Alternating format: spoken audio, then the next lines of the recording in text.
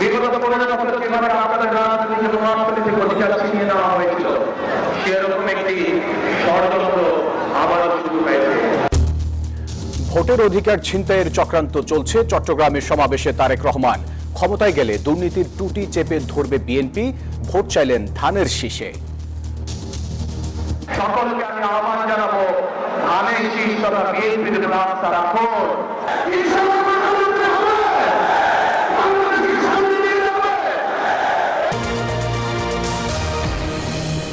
দর্শক দেখছিলেন প্রধান শিরোনাম, এবারে জানাবো অন্যান্য শিরোনাম। চাঁদাবাজদের চিহ্নিত করতে অ্যাপ চালু করবে জামায়াত। ঢাকায় পথসভা সমাবেশ। ব্যালট বক্সে হাত দিলে আগুন জ্বলবে, হুঁশিয়ারি আমিরের। 12 তারিখে কোনো দুর্বৃত্ত এই যুব সমাজের বুটে যদি হাত দিতে চায়, সেই হাতকে গুঁড়িয়ে দিতে হবে। ঢাকায় প্রচারে আচরণবিধি লঙ্ঘন করছে অনেকে, বলছে এনসিপি। বিএনপির প্রার্থীদের নজর স্থানীয় উন্নয়নে, আছে পাল্টাপাল্টি অভিযোগ। দেশ জুড়ে জমজমাট প্রচারণা, প্রতিশ্রুতির ফুলঝুরি নিয়ে দাঁড়ে দাঁড়ে প্রার্থীরা। ইসি নির্বাচনী প্রস্তুতিতে সন্তুষ্ট কূটনীতিকরা, জানালেন সিইসি। আমলাতান্ত্রিক জটিলতায় প্যারোলে মুক্তি মেলেনি নিষিদ্ধ ছাত্রলীগ নেতার। কারা ফটকে দেখলেন মৃত স্ত্রী সন্তানের মুখ, ক্ষোভ কাটছে না স্বজনদের। চীনের সঙ্গে চুক্তি করলে 100% শুল্ক। কানাডাকে ট্রাম্পের হুমকি, মার্কিন আধিপত্য প্রদর্শনের হাতিয়ার বলছেন বিশেষজ্ঞরা। এবং বিসিবিতে হঠাৎ ভাঙনের সুর। কঠিন সময়ে অস্ট্রেলিয়া যাচ্ছেন সভাপতি বুলবুল। বিশ্বকাপ না খেলায় হতাশ সাবেক অধিনায়ক হাবিবুল বাশার।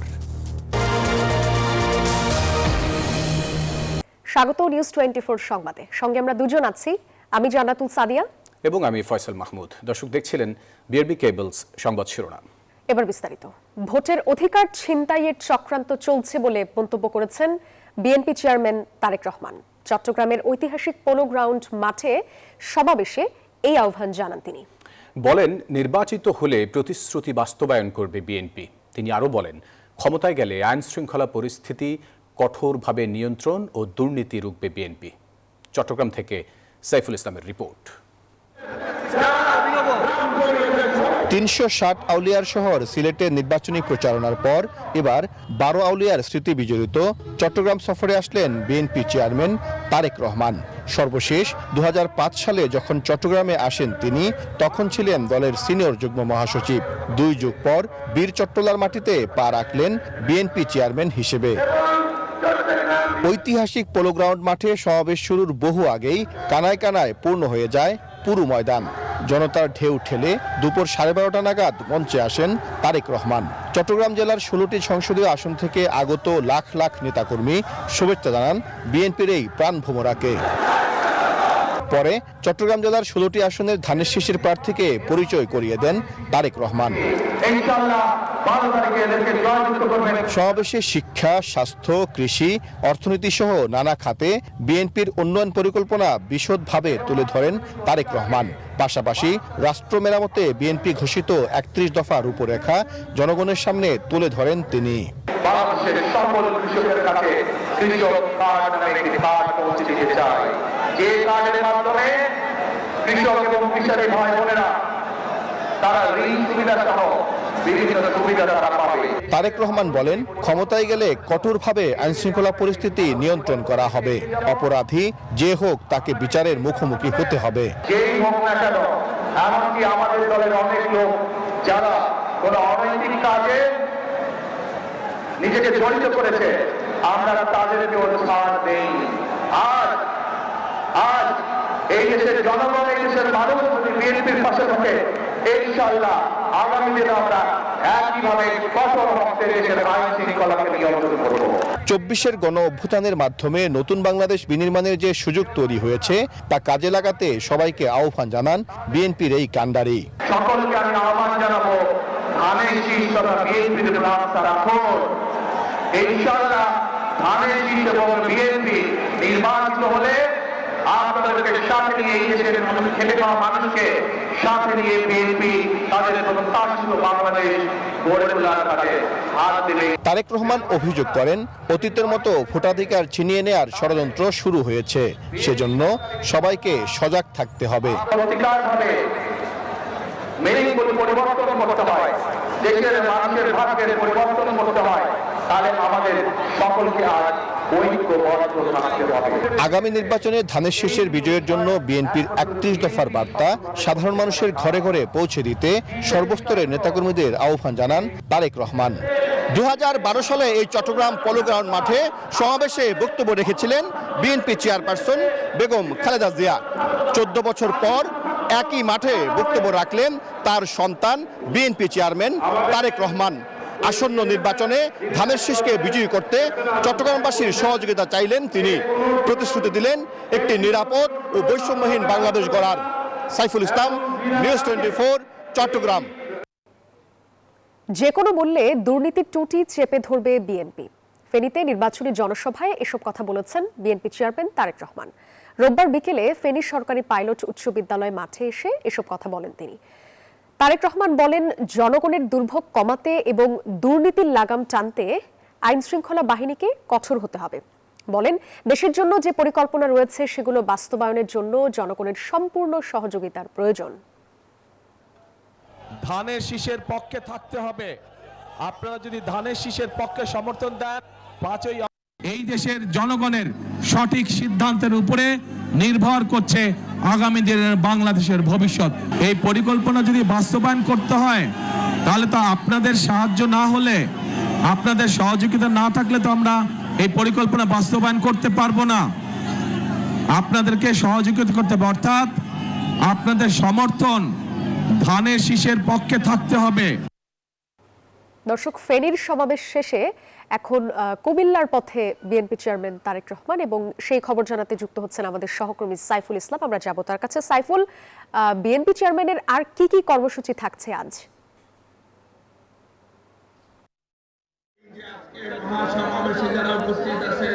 বিএনপি চেয়ারম্যান তারেক রহমান কিছুক্ষণ আগে তিনি ফেনী পাইলট উচ্চ বিদ্যালয় মাঠে বক্তব্য রেখেছেন এবং সেখান থেকে তিনি সরাসরি চৌদ্দগ্রামের উদ্দেশ্যে রওনা করেছেন এবং আমি এই মুহূর্তে আছি চৌদ্দগ্রামের সমাবেশে এবং কিছুক্ষণের মধ্যেই তিনি এখানে এসে উপস্থিত হবেন এবং এখানে তিনি বক্তব্য রাখবেন। এবং চৌদ্দগ্রামে বক্তব্য রাখার পর বিএনপি চেয়ারম্যান তারেক রহমান কুমিল্লার সোয়াগাজীতে আরেকটি জনসভায় বক্তব্য রাখবেন এবং কুমিল্লার সোয়াগাজীতে জনসভায় বক্তব্য রাখার পর তারেক রহমান কুমিল্লার দাউদকান্দিতে আরেকটি জনসভায় বক্তব্য রাখবেন এবং কুমিল্লার দাউদকান্দির জনসভা শেষে তারেক রহমান নারায়ণগঞ্জের কাঁচপুরে বালুর মাঠে আরেকটি সমাবেশ রয়েছে, সেখানে রাত 11:30টায় সেই সমাবেশে তিনি বক্তব্য দেওয়ার কথা রয়েছে। এবং বিএনপি চেয়ারম্যান তারেক রহমান ফেনীর যে সভা, সেখানে কিন্তু তিনি বলেছেন যে আগামী দিনে ধানের শীষ প্রতীকে যদি বিজয়ী হয় তাহলে তিনি বাংলাদেশকে সবাইকে নিয়ে একটি নতুন বাংলাদেশ গড়তে চান এবং দলমত নির্বিশেষে সবাইকে সাথে নিয়ে একটি উন্নত, সমৃদ্ধ ও মানবিক বাংলাদেশ নির্মাণ করতে চান। এবং তিনি পাশাপাশি যারা নেতাকর্মী রয়েছে তাদেরকে আহ্বান জানিয়েছেন যে আগামী নির্বাচনে যে 12 ফেব্রুয়ারি নির্বাচন হবে, সেই নির্বাচনে নেতাকর্মীরা যাতে তাহাজ্জুদ নামাজের পরেই ভোট কেন্দ্রে যায় এবং সেখানে গিয়ে ফজর নামাজের পরে যেন তারা ভোট কেন্দ্রের লাইনে দাঁড়িয়ে যায় এবং ভোট শেষ হওয়ার আগ পর্যন্ত সবাই যাতে কেন্দ্রে থাকে এবং ভোটের যে হিসাব সেটি যাতে বুঝে নিয়ে সবাই যাতে বাড়ি ফিরে, সেটা কিন্তু তিনি আহ্বান জানিয়েছেন। এবং বিএনপি চেয়ারম্যান তারেক রহমান বলেছেন যে বাংলাদেশে গণতন্ত্র প্রতিষ্ঠা করতে হলে নির্বাচিত সরকারের কোনো বিকল্প নেই এবং নির্বাচিত সরকার প্রতিষ্ঠিত হলেই বাংলাদেশের যে বর্তমানে সংকট রয়েছে এবং নানা সমস্যা রয়েছে সেই সমস্যাগুলো নিরসন করা সম্ভব। সেজন্য তিনি সবাইকে আহ্বান জানিয়েছেন যে আগামী নির্বাচনে সবাইকে আহ্বান জানিয়েছেন যে ভোটের মাধ্যমে একটি নির্বাচিত সরকার প্রতিষ্ঠিত করার জন্য এবং সেই নির্বাচিত সরকার আগামী দিনে বাংলাদেশকে এগিয়ে নেবে সেটি তিনি প্রত্যাশা করেছেন। এবং তিনি নেতাকর্মীদেরকে আহ্বান জানিয়েছেন তার যে 31 দফার বার্তা, সেই বার্তাগুলো মানুষের ঘরে ঘরে পৌঁছে দেওয়ার জন্য এবং মানুষকে ধানের শীষের প্রতি আকৃষ্ট করার জন্য সবাইকে ভালো ব্যবহারের মাধ্যমে ভোটারদের কাছে ভোট চাওয়ার কিন্তু তিনি আহ্বান জানিয়েছেন। এই ছিল আমার কাছে চৌদ্দগ্রামের যে জনসভা স্থল, সেখান থেকে সর্বশেষ। সাইফুল, ধন্যবাদ আপনাকে। কেউ কেউ হেরে যাওয়ার ভয়ে বাঁকা অন্ধকার গলিতে যেতে পারেন। জুলাই যোদ্ধাদের ভোটের বাক্সে হাত দিলে আগুন জ্বলবে বলে হুঁশিয়ারি দেন জামায়াতের আমির ডক্টর শফিকুর রহমান। ঢাকায় 11 দলীয় জোটের নির্বাচনী জনসভায় অংশ নিয়ে এসব কথা বলেন তিনি। সকল সভ্য দেশের সাথে সুসম্পর্ক রাখবে 11 দলীয় জোট, তবে দেশের অভ্যন্তরীণ বিষয়ে নাক গলানো কিংবা কারো প্রভুত্ব মেনে নেওয়া হবে না। নির্বাচন যতই ঘনিয়ে আসছে ততই পাল্টাপাল্টি বক্তব্যে রাজধানীতে বাড়ছে উত্তাপ। উত্তরের কয়েক জেলায় এবার জামায়াতে আমিরের নির্বাচনী প্রচার ফিরল ঢাকায়। রবিবার ঢাকার 4টি আসনে 11 দলীয় ঐক্যের প্রার্থীদের পরিচয় করিয়ে দিতে সমাবেশ করে জামায়াতে ইসলামী। সমাবেশে আর পথসভায় ব্যস্ত সময় পার করছেন জামায়াতে আমির। আসসালামু আলাইকুম ওয়া রাহমাতুল্লাহ। এ সময় 11 দলীয় নেতারা জনগণকে মার্কা নয়, ব্যক্তি দেখে ভোট দেওয়ার আহ্বান জানান। এদেশ সাম্যের দেশ, এদেশ ইনসাফের দেশ। সেই দেশে ওই ধরনের কোন আধিপত্যবাদী বক্তব্য আমরা শুনতে চাই না। এতে অংশ নিয়ে জামায়াতে ইসলামীর আমির ডক্টর শফিকুল রহমান বলেন, কেউ কেউ হেরে যাওয়ার ভয়ে বাঁকা অন্ধকার গলিতে যেতে পারেন। জুলাই যোদ্ধাদের ভোটের বক্সে হাত দিলে আগুন জ্বলবে বলে হুঁশিয়ারি দেন তিনি। 12 তারিখে কোনো দুর্বৃত্ত এই যুব সমাজের বুটে যদি হাত দিতে চায়, সেই হাতকে গুঁড়িয়ে দিতে হবে। এরা যৌবন পেয়েছে কিন্তু বুটের অধিকার পায় নাই। পিপাসার্থ হয়ে 12 তারিখের জন্য অপেক্ষা করছে। কেউ যেন দুর্বৃত্ত না করতে পারে। আগের ওই স্লোগান চল, সন্ত্রাসীরা বলতো আমার ভোট আমি দেবো, তোমারটাও আমি দেব। এখন আমাদের পরিষ্কার বক্তব্য, তোরটা তুই দে, আমারটা আমি দেব। এদিন ধূপখোলা মাঠে ঢাকা 6 আসনে 11 দলীয় জোটের নির্বাচনী জনসভা অংশ নিয়ে জামায়াতে আমির আরো বলেন, সকল সভ্য দেশের সাথে সুসম্পর্ক রাখবে 11 দলীয় জোট। তবে দেশের অভ্যন্তরীণ বিষয়ে নাক গলানো কিংবা কারো প্রভূত মেনে নেওয়া হবে না। সারা বাংলাদেশকে দল ধর্মের ঊর্ধ্বে উঠে ফুলের বাগান হিসাবে আমরা সাজানোর চেষ্টা করব ইনশাআল্লাহ। মানুষে মানুষে আর কোনো বিভক্তি, ভেদাভেদ আমরা আর দেখতে চাই না। আমরা দেখতে চাই আমরা সকলে মিলে আমাদের পরিচয়, আমরাই বাংলাদেশ। এ সময় জামায়াতে আমির বলেন, ক্ষমতায় এলে ঘরের বাহিরে নারীদের নিরাপত্তা নিশ্চিত করা হবে। ঘোষণা দেন নারীদের জন্য ইভিনিং বাস সার্ভিস চালু করার বিষয়টিও। ডক্টর আব্দুল মান্নানের হাতে আমরা ইনসাফের ডেস্ক রিপোর্ট, নিউজ 24। জাতীয় সংসদ নির্বাচনকে সামনে রেখে জমে উঠেছে নির্বাচনী প্রচারণা। ঢাকা 16, ঢাকা 14 আর ঢাকা 8 আসনে আজ মাঠে ছিলেন প্রার্থীরা। ভোট চাইতে কখনো বস্তির গলি, কখনো গ্রাম, কখনো আবার ব্যস্ত মহল্লায় যাচ্ছেন তারা। সমস্যার কথা শোনার পাশাপাশি প্রতিশ্রুতি দিচ্ছেন, চেষ্টা করছেন ভোটারদের মন জয় করতে। প্রচারণার চতুর্থ দিনে ব্যস্ত সময় পার করছেন ঢাকা প্রার্থীরা। ঢাকা 16 আসনে সকাল থেকেই মাঠে নেমেছেন বিএনপি প্রার্থী আমিনুল হক। বাউনিয়াবাদ থেকে শুরু হওয়া তার এই গণসংযোগ ধীরে ধীরে রূপ নেয় বিশাল মিছিলে। ফুটবল মাঠের সাবেক এই অধিনায়কের প্রধান অঙ্গীকার এলাকার পুঞ্জীভূত সমস্যার সমাধান। পরিকল্পনা রয়েছে, সেই পরিকল্পনার 1 নম্বরে রয়েছে স্থায়ী পুনর্বাসন এবং আমার এই মানুষগুলোকে নিরাপত্তা এবং সামাজিক মর্যাদা প্রদান করা। পাশাপাশি এই এলাকার আরেকটি বড় সমস্যা রয়েছে, সেটা হচ্ছে জলাবদ্ধতা, এবং সেই জলাবদ্ধতা নিরসনের জন্য ইতিমধ্যে আমি সংশ্লিষ্ট কর্তৃপক্ষের সাথে কথা বলেছি। পিছিয়ে নেই ঢাকা 14 আসনের বিএনপি দলীয় প্রার্থী ইঞ্জিনিয়ার সানজিদা ইসলাম তুলি। কাউন্দিয়া এলাকায় সকাল থেকে চালিয়েছেন বিরামহীন প্রচারণা। অনেক পরিকল্পনা এখানে, যেমন 15-16 বছর ধরে এই এলাকাটা থেকে ব্রিজ হয়নি, যেটা অনেক প্রত্যাশা ছিল, এবং এই জন্য তারা অনেকটা অবহেলিত। এই জনপদ খুব কাছে থাকার পরেও তাদেরকে যথাযথ চিকিৎসার জন্য শহরে যেতে হয় এবং নৌকা দিয়ে পার হয়ে যেতে হয়। তো ইমার্জেন্সি লেভেল দেখা যায় অনেক বিপদের সম্মুখীনও তারা হচ্ছে। ঢাকা 11 আসনে এনসিপি প্রার্থী নাহিদ ইসলাম ভোটারদের দাঁড়ে দাঁড়ে যাচ্ছেন। আশ্বাস দিচ্ছেন নির্বাচিত হলে গ্যাস সংকট, ভূমিদস্যুতা ও চাঁদাবাজির মতো সমস্যা সমাধানের। আমরা জানি অত্র এলাকায় গ্যাসের সংকট তীব্রতর, এলাকায় চাঁদাবাজির সমস্যা রয়েছে, ভূমিদস্যুর সমস্যা রয়েছে। এই এলাকার মানুষ তার প্রকৃত সুবিধাটা বুঝে পায় নাই। আমরা চাই এবারের ইলেকশনের মাধ্যমে নির্বাচিত প্রতিনিধি হয়ে আমরা আপনাদের জন্য, এলাকার জন্য সেই কাজটা করতে চাই।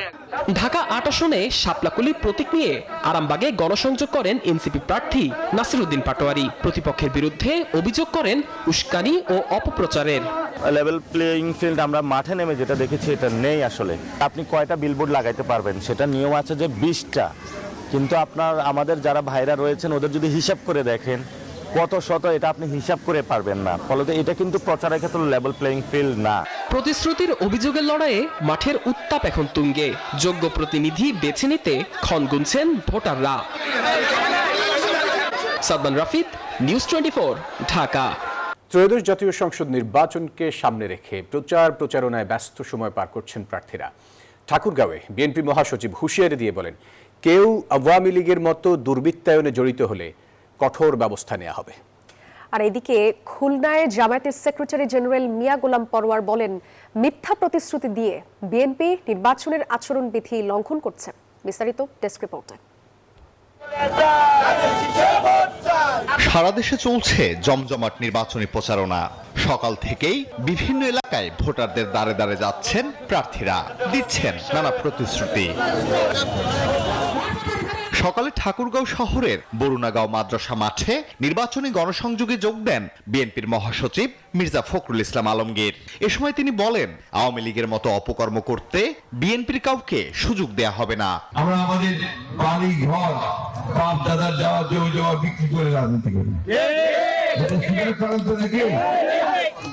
তাহলে আমাদের কাছে আপনারা নিরাপদ থাকতে পারবেন। আমরা অন্তত আপনাদের আমানত নিয়ে খেয়ানত করবো না। এদিকে চট্টগ্রামের পলো গ্রাউন্ড মাঠে বিএনপির স্থায়ী কমিটির সদস্য আমির খসরু মাহমুদ চৌধুরী বলেছেন, চট্টগ্রামের সব আসনে বিএনপি জয়ী হবে। আজ থেকে এখান থেকে গিয়ে যার যার এলাকায় যাদেরকে মনোনয়ন দেওয়া হয়েছে সবার জন্য সবাই ঐক্যবদ্ধভাবে হাতে হাত মিলিয়ে কাঁধে কাঁধ মিলিয়ে তাদেরকে জয়ী করতে হবে সবাইকে। অপরদিকে জামায়াতের সেক্রেটারি জেনারেল মিয়া গোলাম পরোয়ার বলেছেন, ফ্যামিলি কার্ড ও কৃষক কার্ডের মিথ্যা প্রতিশ্রুতি দিয়ে বিএনপি নির্বাচনের আচরণবিধি লঙ্ঘন করছে। মানুষ হলো দেশে 18 কোটি, বলে আমরা 50 কোটি কার্ড দেবো। তার মানে মিথ্যে কথাও তো ডক করে বুঝে তাও সে কথা বলছে। এখন ভোট দাঁড়িপাল্লা থেকে ডাইনে আর একদিকে নেওয়ার এই সমস্ত ভুয়া চেষ্টা, বাংলার মানুষেরা তো বোকা নেই। পঞ্চগড় 1 আসনের অমরখানা এলাকায় গণসংযোগকালে এনসিপির উত্তরাঞ্চলের মুখ্য সংগঠক সাজ্জিস আলম বলেন, নির্বাচনে পূর্ব নির্ধারিত হেভিওয়েট যে চিন্তা সেটা আর এই বাংলাদেশে টিকবে না। পঞ্চগড়ের যদি আমি উন্নয়ন চাই, মানুষের যদি ভোগান্তি লাঘব করতে চাই, তাহলে প্রশাসনের রাজনৈতিক হস্তক্ষেপটা বন্ধ করতে হবে। বেশিরভাগ ভোটার নির্বাচনে অংশ না নেয় এই নির্বাচন গ্রহণযোগ্য হচ্ছে না বলে মন্তব্য করেছেন জাতীয় পার্টির চেয়ারম্যান জিএম কাদের। সরকার দলীয় যদি নির্বাচনে থাকে, সরকার এবং সেই দল যদি থাকে, নির্বাচন যদি সেই সরকারের অধীনে হয়, সেই নির্বাচন কখনই অবাধ, সুষ্ঠু, নিরপেক্ষ হয় না। সারা দেশে বিরামহীন প্রচারণায় নিজ নিজ এলাকা চষে বেড়াচ্ছেন প্রার্থীরা। বিভিন্ন মার্কেট, জনসমাগম স্থল ও পথঘাট ছেয়ে আছে ব্যানার ফেস্টুনে। Desk report, news 24। বগুড়ায় বাংলাদেশ বিমান বাহিনীর 66তম ফ্লাইং ইনস্ট্রাক্টরস কোর্স এর সনদপত্র বিতরণ করেছেন বিমান বাহিনী প্রধান air chief marshal Hasan Mahmud Khan. রবিবার বগুড়ায় বাংলাদেশ বিমান বাহিনী ফ্লাইং ইনস্ট্রাক্টরস স্কুলে কোর্সে অংশগ্রহণকারী 15 জন প্রশিক্ষণার্থী কর্মকর্তাদের মাঝে এই সনদপত্র বিতরণ করা হয়। এ সময় বিমান বাহিনীর প্রধান বলেন, এখন থেকে প্রশিক্ষণার্থী কর্মকর্তাগণ উড্ডয়ন প্রশিক্ষকের মতো একটি সম্মানিত দলের অন্তর্ভুক্ত হলো, যা বাংলাদেশের আকাশ প্রতিরক্ষায় ভবিষ্যৎ প্রজন্মকে দক্ষতার সাথে গড়ে তুলতে সহায়তা করবে। বিমান বাহিনীর 14 জন এবং বাংলাদেশ নৌবাহিনীর 1 জন কর্মকর্তা ফ্লাইং ইনস্ট্রাক্টরস কোর্সের সনদপত্র গ্রহণ করেন।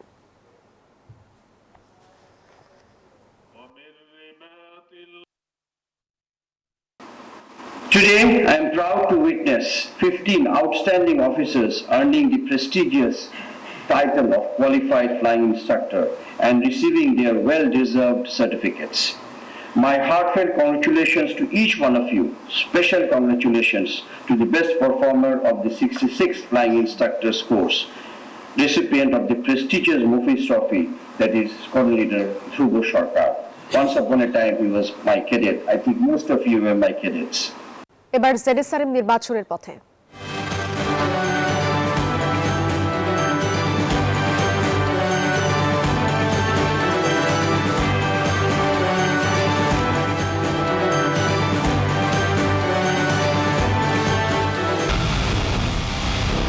পুরো দেশের মুখে হাসি ফোটাতে নিজেকে হতে হয় স্ট্রং, আর মনোবল হতে হয় স্পার্ক জিরো। জেডএসআরএম 25 বছরের পথ চলায় নিরাপদে রাখার প্রত্যয়ে। ভোটারদের নিরাপত্তা নিশ্চিত করতে এবং সুন্দর একটা নির্বাচন আয়োজন করতে সর্বোচ্চ চেষ্টা করছে কমিশন, জানিয়েছেন সিইসি এএমএম নাসির উদ্দিন। সকালে রাজধানীর একটি 5 তারকা হোটেলে বিভিন্ন দেশের কূটনীতিকদের সঙ্গে বৈঠক শেষে একথা বলেন তিনি। সিইসি বলেন, নির্বাচন প্রস্তুতিতে সন্তুষ্টি প্রকাশ করেছেন কূটনীতিকরা। কমিশনের নিরপেক্ষতা নিয়ে কূটনীতিকদের আস্থা আছে বলেও জানান তিনি। আসন্ন জাতীয় সংসদ নির্বাচন উপলক্ষে সার্বিক প্রস্তুতি, নির্বাচনী প্রক্রিয়া, আন্তর্জাতিক পর্যবেক্ষক নিয়োগ এবং নির্বাচনের স্বচ্ছতা, আইন শৃঙ্খলা পরিস্থিতি ইত্যাদি নানা জরুরি বিষয়ে কূটনীতিকদের অবহিত করতে এই বৈঠক অনুষ্ঠিত হয়।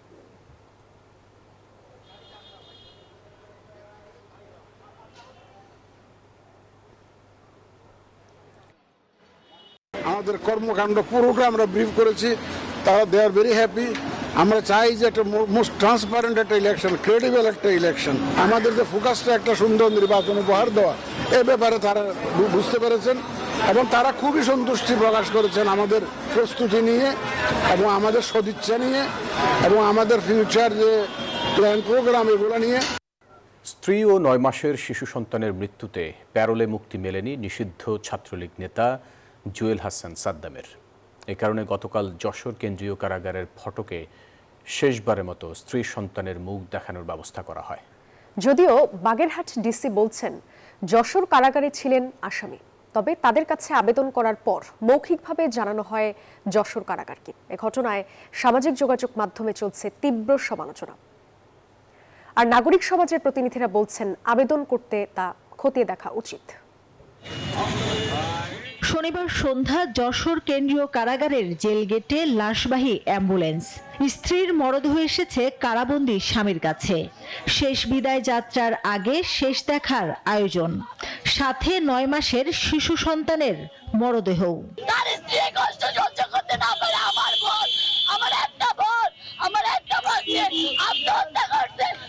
মরদেহ দুটি বাগেরহাট সদর উপজেলা ছাত্রলীগের সভাপতি জুয়েল হাসান সাদ্দামের, 9 মাসের সন্তান ও তার স্ত্রী সুবর্ণা স্বর্ণালীর। 7:30টায় প্রবেশ করতে দেয়া হয় যশোর কেন্দ্রীয় কারাগারে। সেখানে তাদের শেষবারের মতো ছুঁয়ে দেখেন সাদ্দাম। দেয়া হয় 5 মিনিট সময়। আমাদেরকে যখন আমাদের কাছে যখন বিষয়টা আসলো যে তারা লাশটা দেখাইতে পারবে কিনা, মানবিক ভাবেই তাকে সাক্ষাতের ব্যবস্থা করানো হয়েছে। স্বজনরা জানান সাদ্দাম যেন স্ত্রী সন্তানের জানাজা ও দাফনে উপস্থিত থাকতে পারেন তা নিশ্চিত করতে তারা প্যারোলে মুক্তির আবেদন করেন, কিন্তু শেষ পর্যন্ত মুক্তি না মেলায় মরদেহ নিয়ে যাওয়া হয় কারাগারে। আবেদন করছিলাম, তো আমাদেরকে কোনোভাবে আর কি প্যারোলে বাইকে মুক্তি দেওয়া হয়নি। তারা বলছে যে এখানে নিয়ে আসতে হবে। এ ঘটনায় সামাজিক যোগাযোগ মাধ্যমে ব্যাপক সমালোচনার সৃষ্টি হয়েছে। বাগেরহাট জেলা প্রশাসক জানান, যশোর কারাগারে সাদ্দাম থাকায় তারা আবেদন পেলেও মুক্তি দিতে পারেননি। তবে বিষয়টি জানানো হয় যশোর কারা কর্তৃপক্ষকে। আন্ডার ট্রায়াল যে বন্দী তিনি যশোর কারাগারে আছেন, এটা সেখানে করতে হবে। তারপরেও তারা আমাদের কাছে দিয়ে গিয়েছেন এবং আমরাও তাদেরকে এই পরামর্শ দিয়েছি যে আপনাদেরকে যশোরে আবেদন করতে হবে। তবে তাদেরকে সহযোগিতা করার জন্য আমরা জেল সুপারের মাধ্যমে যশোর কারাগারেও আমরা বিষয়টি আগাম জানিয়ে রেখেছি। পরিবার বলছে, জুলাই আগস্টে একাধিক মামলায় সাদ্দামের জামিনের চেষ্টা করেও ব্যর্থ হয়ে হতাশাগ্রস্ত হয়ে পড়েন তার স্ত্রী। সন্তানকে মেরে নিজেও আত্মহত্যা করেন। আর পুলিশ বলছে তদন্ত চলছে। তাকে অনেক ভালোবাসতো, যে এক কথাই সেই জিনিসটা সে করতে পারতো না, ভাবতে পারতো না। বেদনাদায়ক একটা জিনিস ঘটেছে। সাথে সাথে কিন্তু আমি খুব আইনানুগ ব্যবস্থা দেওয়ার জন্য আমরা নির্দেশনা দিই। রবিবার সচিবালয়ে স্বরাষ্ট্র উপদেষ্টাকে এ বিষয়ে প্রশ্ন করা হলে তার কোনো বক্তব্য পাওয়া যায়নি।